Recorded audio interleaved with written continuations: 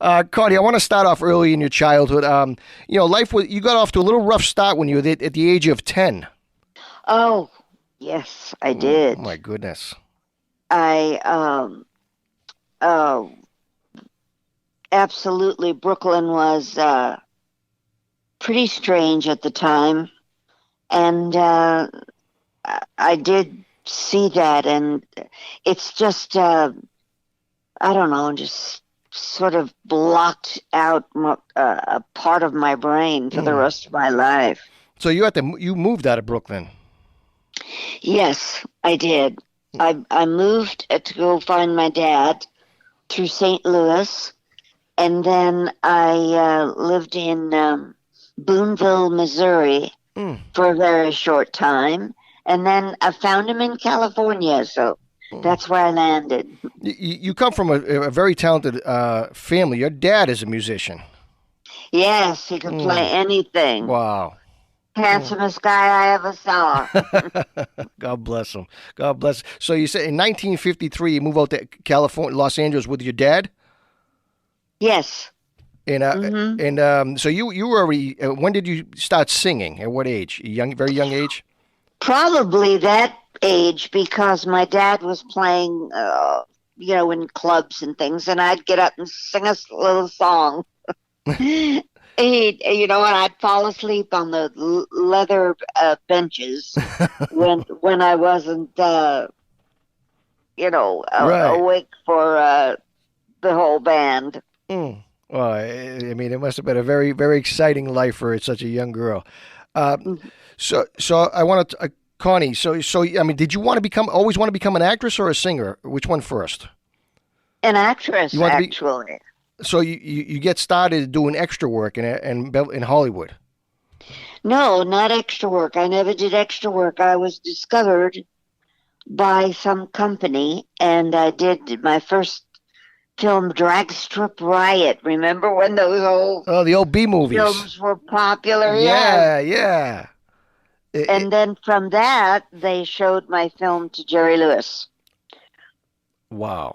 Well, and I went to Paramount Studios. so Jerry Lewis sees you in Drag Strip Riot, and Uh-huh. so after that you went on to Rockabye Baby as Sandra Naples Yes. Yeah.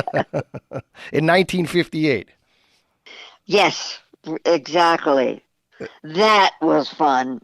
Mm. That was Talk a little bit about that if you can, Connie. well. It was just, if you can imagine, the being a co-star with Jerry Lewis. I Wow. was 18, I think, or 17 or 18.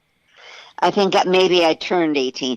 And to be working with Baccaloni, who is a very famous opera star in Italy. Mm. And I worked with so many character actors in that film that are now deceased. But can you imagine working with, I'm forgetting their names right now, Mm. but so they were all in that film, from Jemmy Gleason to Hope Summers to Wow. Reginald Gardner and Marilyn Maxwell. Mm.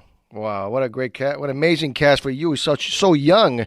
You must have Yes, been blown away. Like, what am I doing here? I was, and I was having so much fun. I was the queen of the set. The Queen of Brooklyn, the Queen of the set, too. Yes. In 1958, Connie, you also appeared in Party Crashes as Barbara Nickerson. Talk about a little bit about working on that film. Well, that's the film that I did with Frances Farmer. Oh, She was okay. in that, Okay, right. Party Crashers, and the great Bobby Bobby Driscoll. Driscoll, yeah. What a Yeah. sad story. Sad story for Bobby Driscoll. Yeah, Yes. yeah. He was an up and coming actor, and he had it all, and some very unfortunate for my art. Yes, that was unfortunate. I think I was one of the last actors to see him in New York, And and that he wasn't doing well. Really? Yeah, because I think you got into drugs, if I'm not mistaken, or alcohol. Yes. Yeah, Yeah. it's so sad. Drugs. I hate to stray away, but what kept you away from doing? Because you hear so many horror stories, Connie. Young child actors getting involved with drugs, and I know. I guess I was so busy yeah, and such a popular teen role model that and my family, I have right. to give them credit. I come from an Italian family. You know how they are. Yeah, absolutely. You had to have sauce on Sunday, and you better be on time. That's it. I still bring my kids over my mother's every Sunday. Do you Every really? Sunday. That's a true story. Every Sunday. Oh, that Uh, feels my so good in my soul. oh, my mother, God bless her, she still makes the gravy. That we call gravy. She does, Yeah, yeah. yeah. My kids come over and dip the bread in the sauce. And they eat this. You know, it's so funny, I'll tell you. She used to send me for the hot bread on Sunday morning after church. And I Wow. would have to get 2 loaves Oh my because I would eat one on the way home. God. In my house, my father, God bless him, if there's you can have no dishes on the table, but that bread better be on the table. Yeah, It's all about the that's right. loaf of bread. My mother gives me loaves. It's like going to Costco. I go home with so much stuff in my car. I got toilet paper. I got paper towels. I got sauce. I got Yeah, pasta. It's amazing. But that's the culture. That's part of the culture. that's it. There's Yeah. still bread on my table every night. That's all that And counts. I'll tell you, and it was tough trying to stay skinny as an actress. Good point. Good point. I don't know how you did it, but you did it all right. You were fantastic. You're still beautiful now as you were back then. Believe me, Thanks. I seen the photos of you coming out of Craig's. Oh, really? Yeah, I was there a while ago, a few months ago. I was there. Oh, Yeah, yeah. with Diane Cannon Diane Cannon, right. I saw that big. and Steffi. Yeah. No, go ahead. We had dinner one night not too long ago, and that was so fun. And Yeah, those girls, I tell you, I know where all the bodies are buried. yeah, literally.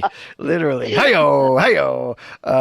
If I could be like a piece of bread on that table that night, the conversation Really? you guys must have been having. Oh gosh. Amazing. I'm sorry, I didn't mean to stray, but Connie, that film, Potty Crashes, also starred Gary Gray. Go, Gary Gray. I was his fan club I know. I was going to president. ask you that. Did he know that you were like the president of his fan Yes, club? Oh, he knew that. he knew it. Did you? So did you tell him? Oh yeah, he used to tease me all the time and introduce me as his fan club president. Yeah, What a sweet guy. yeah. Yeah, some of the greats. Some of you, like you've been alongside some of the greats in some of your films and in your singing career as well. And you're a giant in the industry in my book. Yeah, thank you very much, Mike. You had a contract with Warner Brothers. Now, Connie, were you at the tail end of the studio system? I was the last contract player. You were the very last contract player. That should be the title of my book. I really was the last contract player Wow. in the whole system in Hollywood. I mean, talk a little bit behind the scenes. What do you actually did? Did they sub you out to other studios? Did they give you singing lessons, dancing lessons? How did it work, Well, Connie? yeah, they, for instance, I did a film somewhere else. They'd keep the money, and I'd win an award, and they'd keep the money. And I had a blanket call at 5 o'clock in the morning, whether I was working or not. Wow. That was awful. I'd have to get up, my car drove itself. And I would, after a while, I just started staying in my pajamas. like Hugh Hefner. Right. So But go I ahead. learned a lot, Right. and I worked with the best. And I learned enough later to make my own film, so no regrets. I have no regrets about that. And I didn't make as much money as everybody else. I'd be a billionaire. Right. I mean, I think you guys were making like $600 a week, 1950s, Yeah. somewhere in that ballpark. 600. How about 250? Really? Yes. Wow. Well, all total salaries in Hawaiian Eye was $1,100 a week. For a Hawaiian Eye. Yeah, to the studio. Can you imagine such a thing? Imagine that. Torture. Yeah, Yeah. the studio system. They were back then. They were the, they were were in. tough. They were in the show, and they had a lot of the guys. The guys in charge back then. Louis B. Mayers of the world and Harry Collins, and they were tough. Yeah, they were tough. They were very difficult to deal with. Connie, you got to think for westerns. You've always wanted to do westerns. Well, I wanted to do more, actually, because I thought those were the most fun. I loved hanging out with the stunt guys, and I loved riding. And on the back lot of Warner Brothers, I don't know if people remember this, but they had horses and towns, western towns. And on my lunch hours from Hawaiian Eye, you'd find me down in the western set. Forgive me, but you were not the greatest. You didn't know how to get on a horse. Am I wrong? No. Well, I could get on it with a box. Well, I wasn't tall enough. Right. There's a big story about me. Jack Warner used to watch this film all the time of me trying to get on. What was his name? Clint Walker. Clint Walker? Clint Walker. Yeah, Cheyenne. He was 6'6". Wow. And he had his own horse. And we did this show once, and he saves me from some bad guys and says, "Go on, Gail, get." So I have to run out the door and get on his horse. Well, it's one of the funniest things in the archives. Because I couldn't get on his horse. No way. And they have me doing a split trying to get into oh my goodness into the stirrup. It's funny. And Jack Warner used to watch it all the time and show it to people, and they'd all laugh. Yeah. But we got the last laugh. Bobby Conrad and Ponce and I played basketball lunchtime, and we played against all the stars on Warner Brothers lot, and including Clinton. We beat them all. Good for you. Yeah. Good for you. It's an Italian fire. Vendetta. Yeah. You had a vendetta against them. Right. Connie, before Hawaii Five-0, before Magnum PI, there was Hawaiian Eye. That's right. From 1959 to 1962, I believe. That's right. You were actually coming off a few westerns like Sugarfoot, Maverick. Talk about how you got that role. That role as Hawaiian Eye. Cricket Blake. Well, I had been there, at 16 years old, and they were talking about putting me into a series, and I kept begging them, make it about Hawaii, make it about Hawaii. So I had a lot to do with it. They finally did. They thought that was a good idea. And so when we first started, we would only go for a couple of weeks and shoot background shots and what have you. And then pretty soon we were there every 6 months shooting. So that was great. That was the experience of a lifetime for me. I can imagine that. How was it working with your dear friend, Robert Conrad? Well, he's the best. He's my brother. We are extremely close still. And as a matter of fact, I was thinking about him all day yesterday. I got to find out how he's doing. He had an unfortunate accident and left him kind of paralyzed. Oh, my goodness. With one arm and one leg. And so he struggles. And they tried an operation and that didn't work. So I check up on him every so often. That's nice. It's too bad. It's too bad. I remember him with the battery on his shoulder, the big tough muscle guy. Go ahead. That was him. I dare you. Knock it off. Knock it off. I dare you. I remember that as a kid. That was for real. Yeah. So you guys had a great run, and in 1962, you believed you should be given a raise, and had a dispute with Warner Brothers, and they actually placed you on suspension. Is that right? Well, no. What happened was I went to Australia to sing in a club, and they stopped me Warner Brothers said, no, you belong here. You're not allowed to do that. And so I fought them in court and lost. And the judge, who was in a periwig, can you imagine? All those guys were in white wigs. It was so long ago, and he said to me, "This is a slave labor. You should get out of this contract." Wow. It was. You really wanted the role in My Fair Lady. Oh, did I ever? Did I ever? But they didn't see me as anything but cricket. And at the time, the whole world did, so that's all right. Yeah, no regrets. It ended up going to Audrey Hepburn, and you really campaigned hard for that role, from what I've read. I did. I had everybody sign a petition.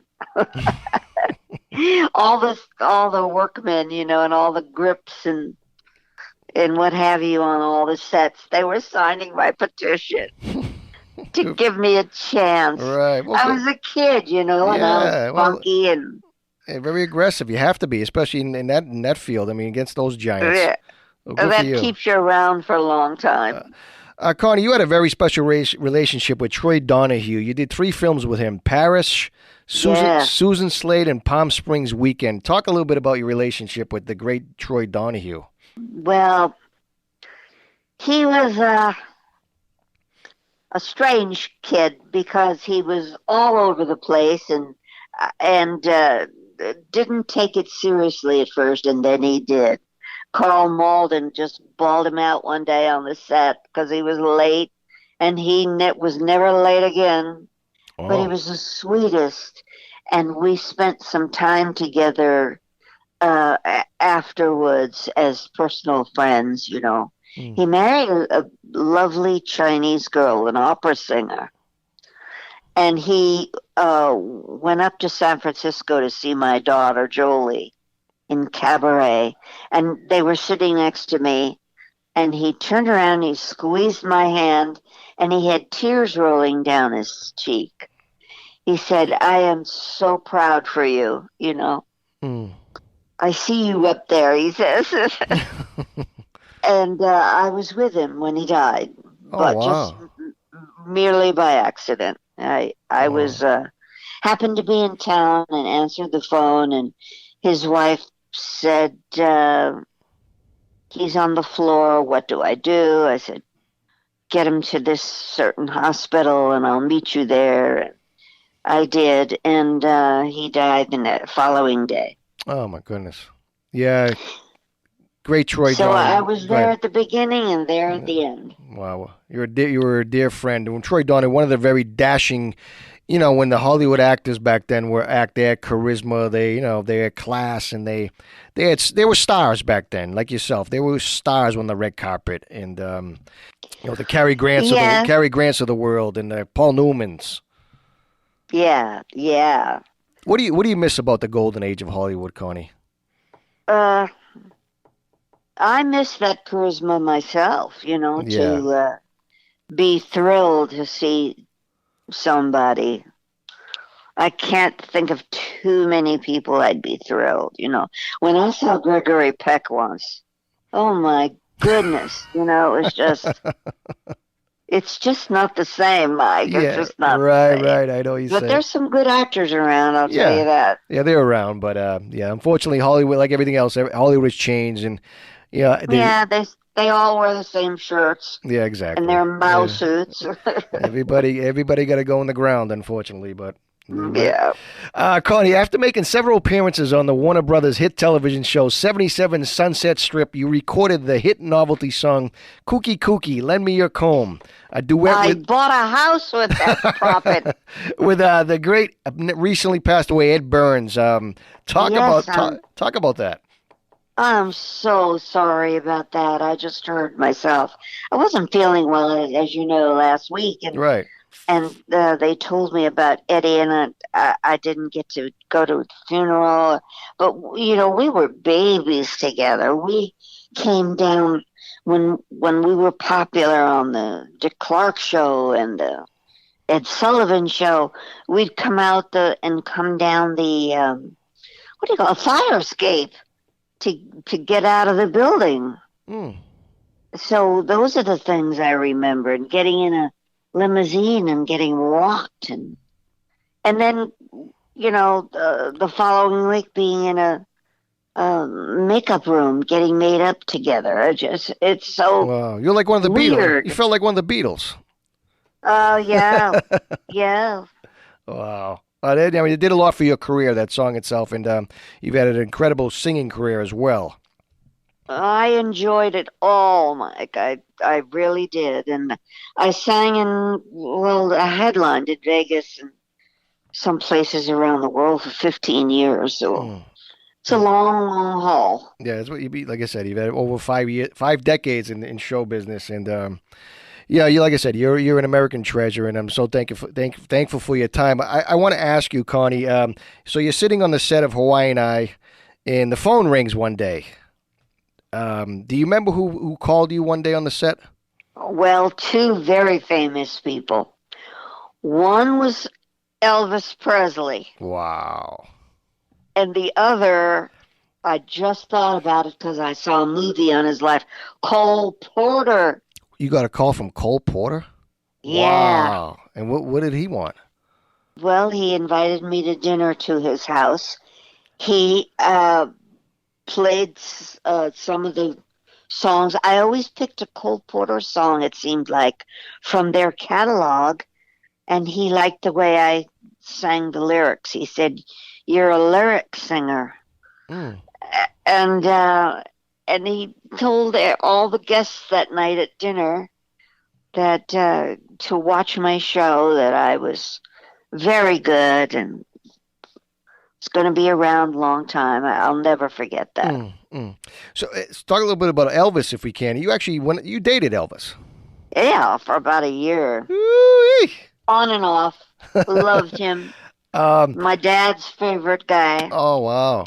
Very polite. He was so great with my dad. I'd look out the window and see them laughing and talking.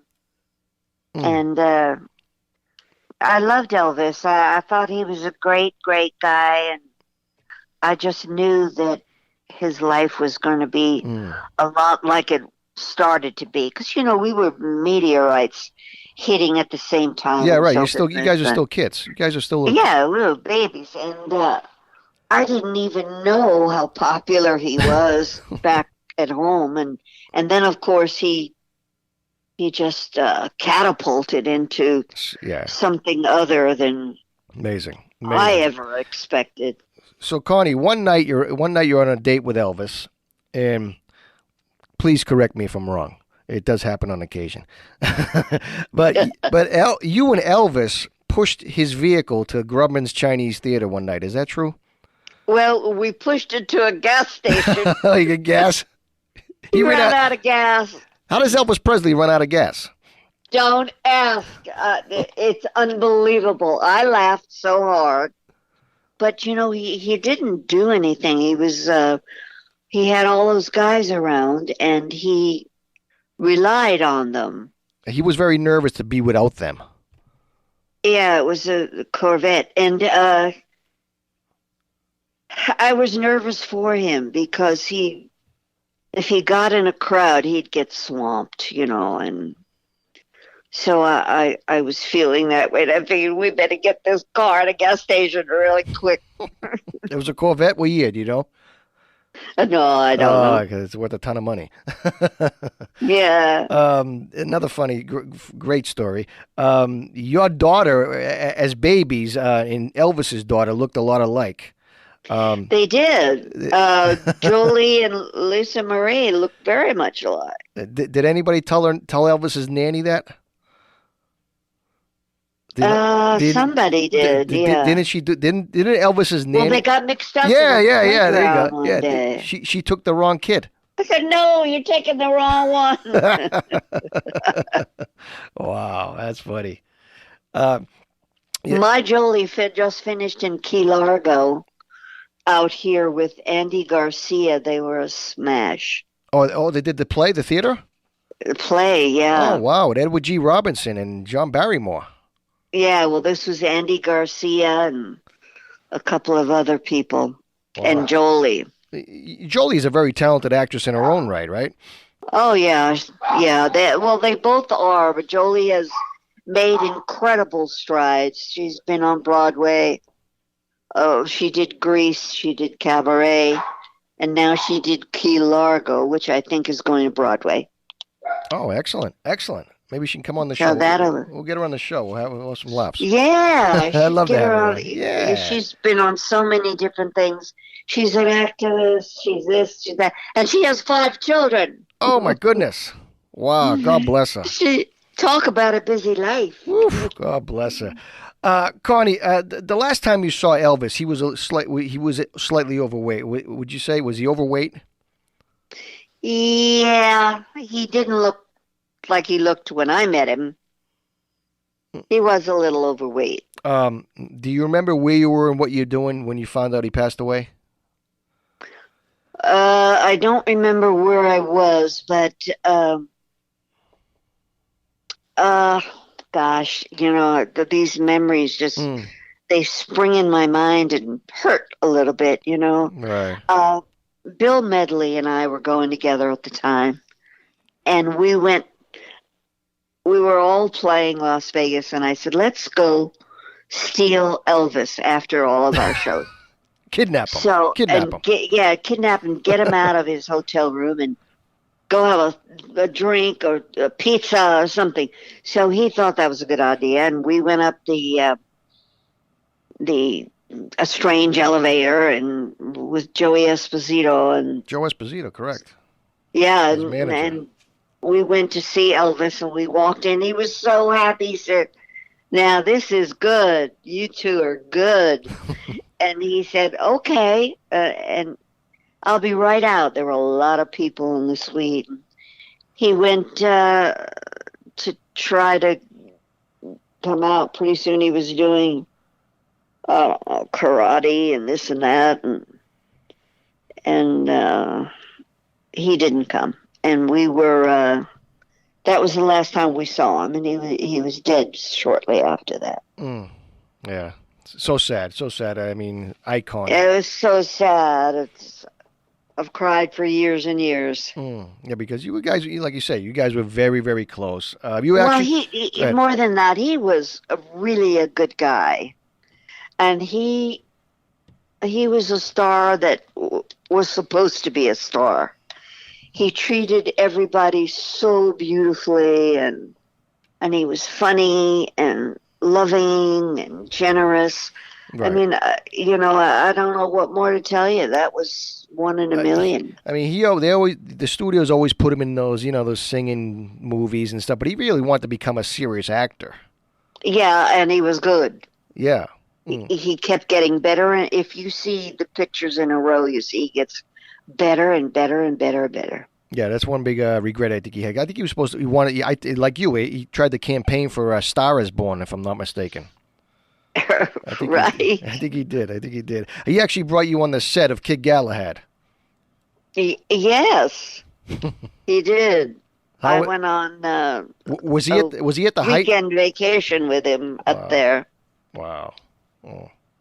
Yeah, gosh, I hadn't even thought of that. How do you know that? I don't know. Some people know how to put carburetors together in 15, 20 minutes. This is what I know how to do, believe it or not. Oh, my gosh. I told you I was going to rattle your brain a little bit.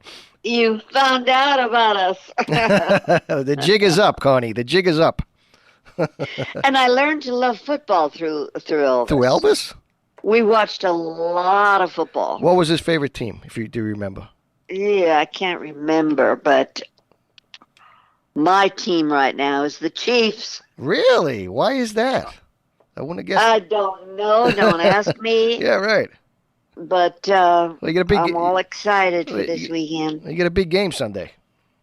That's right, the biggest. Big game. That's great, Connie. I just want to give some quick answers to these people. I want to, if I can, I'll give you some names, and maybe you can tell me if you met them, never met them, and what you have to say about them. Okay, Ruta Lee.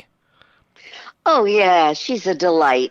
She's always extremely generous. She does it very gregarious, and I've had her on the show. She's a doll, like you.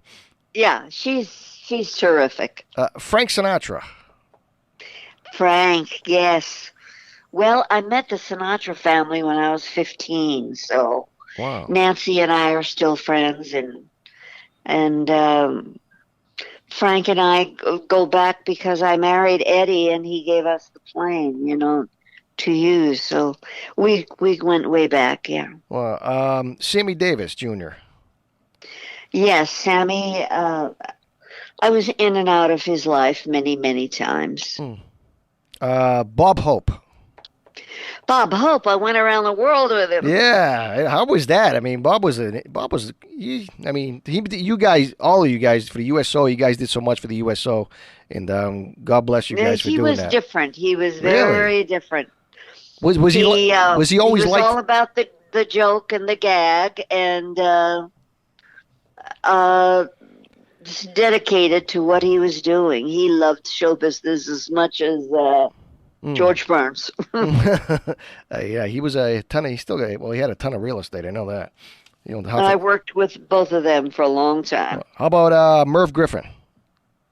Yeah, Merv. Well, I dated Merv for a little while. Really? I don't know if you could call it dating because we were flying all over the place looking at properties, and he was buying hotels, and he was so fun. Wow. And the best food, I'll tell you, wherever we went. Oh, I can imagine. Yeah, he had the Beverly Hilton. That's his one. He's a great guy, really great guy. Jack Parr. No, never met Jack Parr. Interesting. Wow. How about Dean Martin? But I thought Merv Griffin was better anyway. Yeah, me too. I remember the Merv Griffin show as a kid. What did I say? Dean Martin. How about Dean? Did you meet Dino? Yes, very much. How was Dean? I asked a lot of people this question, and he was so loose as a goose. Yeah, he looked like a. And he was another one. He was always out for the gags. You know who else is like that is Jack Jones and Dean were. They could be clones. They laugh and they make up jokes, and they're really good at it. Yeah. He seemed like a doll in real life, and it's too bad his son. Yeah, as soon as his son passed away, he went downhill and real quick. Oh, that was so tragic. What a shame! Because tragic. Because he felt a lot of regret because he told him to go in the Air Force Reserve, from what I've read. Oh, I didn't know that. Yeah. So he felt it, and it's too bad. Who gave you the best advice throughout your career when you started out? Anybody? Jerry gave me a lot of advice. How was Jerry? in real life? Oh, he became like family immediately. But you must have looked dynamite in every frame, so there's not much. Mike, talking about this stuff is just amazing. Yeah, so I like to have people on my show. We take a walk down memory lane, and I love people like you to give me their time. And I'm gonna go sidetrack now. Okay, now I'm gonna really blow your mind. Okay, because this has nothing to do with movies, nothing to do with your career, nothing. Okay, so this has to be. I don't know. I believe you might have been playing in town. In Boston. We're in Boston. So you had a drummer named, correct me if I'm wrong, you had a drummer named Joey Screamer. Oh, my God. Okay. So Joey Screamer, the Screamer Boys, and his brother Vinny. Oh, my God, you remember. Wow, this is great. I have a gentleman friend, a very dear friend of mine listening right now named Bobby, okay? Now, here's the story. He says, Mike, you have to do me a favor and please ask her. I said, well, anything you want, Bobby.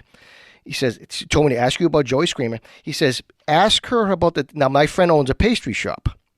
And he said that she was in town and something happened with Joey Screamer. I don't know if he came into the shop and he was talking about cannolis. And my friend Bobby's got the best cannolis on the planet. And he says, do me a favor, Joey, bring her some cannolis. So if the story goes, he brought you some cannolis and you loved the cannolis.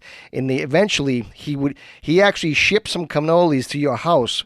You were playing in Vegas, and your daughter, one of your daughters, he sent her a bucket of regatta cheese with the cannoli shells, and she left it on the table, and it went bad. So your daughter called my friend Bobby and said, can I still use this? He said, no, don't use it. It's no good no more. I'll send you some more. So really? So I told him I'd ask you. You had a birthday in Las Vegas. I guess you were celebrating in Las Vegas. So that your daughter actually called my friend Bobby and Oh my gosh. Yeah, yeah. If you got, That is amazing. Well, Joey Screamer is, I used to say to him all the time, where were you when I was growing up? I think, He's the I, best. I He's think so talented. I think he's in Florida now. Oh, is he? I believe he is. Because he came to see me not too long ago. Get out. In Yeah, L- he did. They in flew out. maybe I'm in L.A. DC or in Vegas. Yeah, he came out to see me in L.A. Oh wow. He and his brother came over. I was so happy. Oh, that's so funny. I was like, I told my friend Bobby, I said, Bobby, I don't know if she's gonna remember, but I'll ask her. You know? Yes, the Yeah. Screamer Boys. They're the Screamer Boys. Something to do with Well, cannolis. they were in a band all together. The boys. I'm very, very close to all of them still, and we used to call them. The name of the band, Flagrant Disregard. Beautiful, perfect name for them. And we would laugh because I'd have the road manager introduce him over the microphone. And some people just never got it. They thought that was their real name. I bet you thought you'd never be talking about Joey Screamer today, did you? No, but I'll talk about him any day. I Yeah. love Joey. And his mom, Mary, she's passed on now, and his daughters. How about his kids? Right. I think he's a Boston boy. Oh, he's a Boston boy for sure. I believe he is. Yeah. That's what a small world. What a small world. But my friend, yeah, he said your daughter called him years ago because she left the regatta on the table. Oh my God, I'm going to talk to him about that. And he goes, no, don't use it because it probably went bad, probably spoiled. I'll send you some more. And Is Bobby still in business? Yeah, absolutely. Say hi to Bobby out there right now. Say hi, Bobby, at Arthur's Pastry. Hi, Bobby. Oh my God! I still love cannoli. Yeah, we're gonna send you some. We're gonna send you some out. We're gonna get you. I told him, I said, Bobby, we'll send her some, ship you some out. Oh my God! Oh, well, please. Yeah, we will. I promise you, we will ship them out. Thanks, guys. And Connie, this has been an absolute joy for me. I'm a big fan, and by the way, my brother Chuck has 2 boys living in Boston. My nephew Christopher and my nephew Charles Anthony, they're there. Whereabouts, do you know? And one is in Mansfield. Okay, yeah. And one is in Boston. He's got an apartment there. And they work here? Christopher, in Golia, those boys are there. Wow, so maybe we'll give them a shout out. Yeah, I'll check them out. See if they're on Facebook. I'll tell them to tune in. Wow, what a small world. Yeah, we're gonna get some cannolis out to you, Connie. Okay. Because he's one of my advertisers. That's why I want to ask for him. And you just made it. Thank you.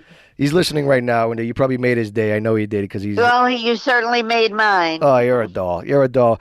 Connie, thank you so much for doing this, and from the bottom of my heart, God bless you and continued success. And we'll see you soon someday. We'll go to Craig's together. I'll take you out to Craig's. I'll be out there in the summer. Perfect. It's on me. It's on me. All right. All right, Connie. Thank you so much. God bless. Thank you.